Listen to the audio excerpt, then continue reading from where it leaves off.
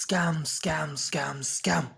ನೀವು ತಿನ್ನುವ ಅಡುಗೆ ಎಣ್ಣೆ ಅದು ವಿಷಕ್ಕೆ ಸಮಾನ, ಗೊತ್ತಾ? ನೋಡಿ ಇದರಲ್ಲಿ ಎಂಥ ಕೆಮಿಕಲ್ಸನ್ನು ಬಳಸುತ್ತಾರೆ ನೋಡಿ. ಈ ಎಣ್ಣೆ ಸೇವಿಸಬೇಕಾ?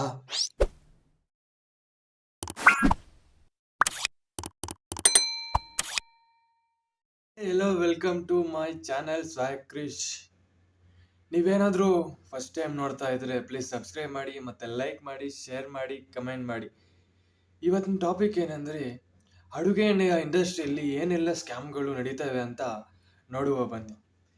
ಮೊದಲನೇ ಸ್ಕ್ಯಾಮ್ ಸ್ಟಾರ್ಟ್ ಮಾಡುವ ಬನ್ನಿ. ಗಾಯ್ಸ್, ನಿಮಗೆ ಗೊತ್ತಾ, ನೀವು ದಿನನಿತ್ಯವೂ ಬಳಸುವ ಅಡುಗೆ ಎಣ್ಣೆ ಅದು ಒಂದು ವಿಷಕ್ಕೆ ಸಮಾನ. ಯಾಕೆ ಗೊತ್ತಾ? ತಿಳಿಯೋಣ ಬನ್ನಿ.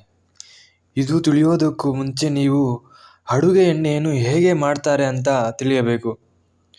ಈಗ ನಾವು ಕಡಲೆಕಾಯಿ ಎಣ್ಣೆಯನ್ನು ಮಾಡುವುದು ಹೇಗೆ ಅಂತ ಉದಾಹರಣೆಗೆ ತಗೊಳ್ಳೋಣ.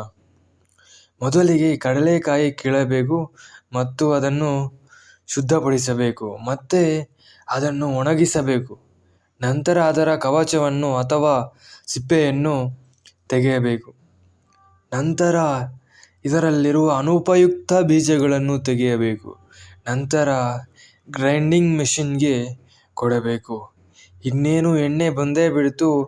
ಎಣ್ಣೆಯನ್ನು ಫಿಲ್ಟರ್ ಮಾಡಿ ಗ್ರೇಡಿಂಗ್ ಮಾಡ್ತಾರೆ. ನಂತರ ಪ್ಯಾಕ್ ಮಾಡಿ ಮಾರ್ಕೆಟ್ಗೆ ಬಿಡ್ತಾರೆ. ಇಲ್ಲಿ ನೀವು ಅಂದ್ಕೊಳ್ಳಬಹುದು, ಇಲ್ಲಿ ಏನು ಸ್ಕ್ಯಾಮ್ ಇದೆ ಅಂತ. ಸ್ಕ್ಯಾಮ್ ಇದೆ ಅಲ್ಲ, ಸ್ಕ್ಯಾಮ್ಗಳು ಇವೆ.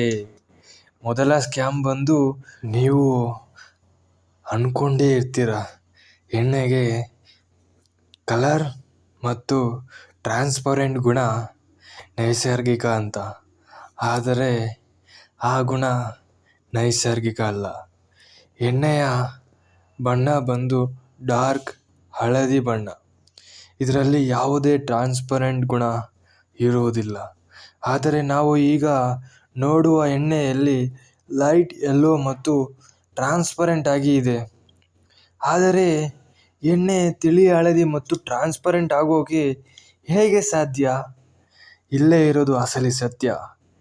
ಎಣ್ಣೆಗೆ ಬ್ಲೀಚಿಂಗ್ ಅನ್ನೋ ಒಂದು ಕೆಮಿಕಲನ್ನು ಹಾಕ್ತಾರೆ. ಇದರಿಂದ ಎಣ್ಣೆ ತಿಳಿ ಹಳದಿ ಹಾಗೂ ಟ್ರಾನ್ಸ್ಪರೆಂಟ್ ಗುಣಕ್ಕೆ ಬರುತ್ತದೆ. ಈ ರಾಸಾಯನಿಕ ಬಳಸೋದರಿಂದ ಎಣ್ಣೆಯ ಬಣ್ಣ ಹೋಗುತ್ತದೆ ಮತ್ತು ಲೈಟ್ ಆಗುತ್ತದೆ. ಬ್ಲೀಚಿಂಗ್ ಯೂಸ್ ಮಾಡೋದರಿಂದ ಹಲವಾರು ರೋಗಗಳು ಬರುತ್ತವೆ. ಆ ರೋಗಗಳಲ್ಲಿ ಕೆಲವೊಂದು ನಾನು ಹೇಳ್ತೇನೆ ನೋಡಿ. ಡಯಾಬಿಟಿಸ್, ಕ್ಯಾನ್ಸರ್ ಮತ್ತು ಹಾರ್ಟ್ ಡಿಸೀಸಸ್, ಹೃದಯಕ್ಕೆ ಸಂಬಂಧಪಟ್ಟಿರುವ ಕಾಯಿಲೆಗಳು. ಹಾಗಾಗಿ ನೀವು ಕೋಲ್ಡ್ ಪ್ರೆಸ್ಡ್ ಆಯಿಲನ್ನು ಮಾತ್ರ ಸೇವಿಸಿ. ಆದಷ್ಟು ನೀವು ಬೇರೆ ಎಣ್ಣೆ ಸೇವಿಸುವುದನ್ನು ಕಡಿಮೆ ಮಾಡಿ. ಇದನ್ನು ಅಳವಡಿಸುವುದರಿಂದ ನಿಮ್ಮ ಜೀವನದಲ್ಲಿ ಹಾಗೂ ನಿಮ್ಮ ಹೆಲ್ತ್ ತುಂಬ ಚೆನ್ನಾಗಿರುತ್ತದೆ. ನೀವು ಪಾರ್ಟ್ 1 ನೋಡಿದ್ದೀರಾ, ಆದರೆ ಪಾರ್ಟ್ 2 ಅಲ್ಲಿ ಇದಕ್ಕೂ ಮಿಂಚಿದ ಸ್ಕ್ಯಾಮ್ಗಳು ಇವೆ. ಆದ್ದರಿಂದ ನೀವು ಪಾರ್ಟ್ 2ಗಾಗಿ ಪ್ಲೀಸ್ ಚಾನಲನ್ನು ಸಬ್ಸ್ಕ್ರೈಬ್ ಮಾಡಿ, ಮತ್ತು ಶೇರ್ ಮಾಡಿ, ಲೈಕ್ ಮಾಡಿ, ಕಮೆಂಟ್ ಮಾಡಿ.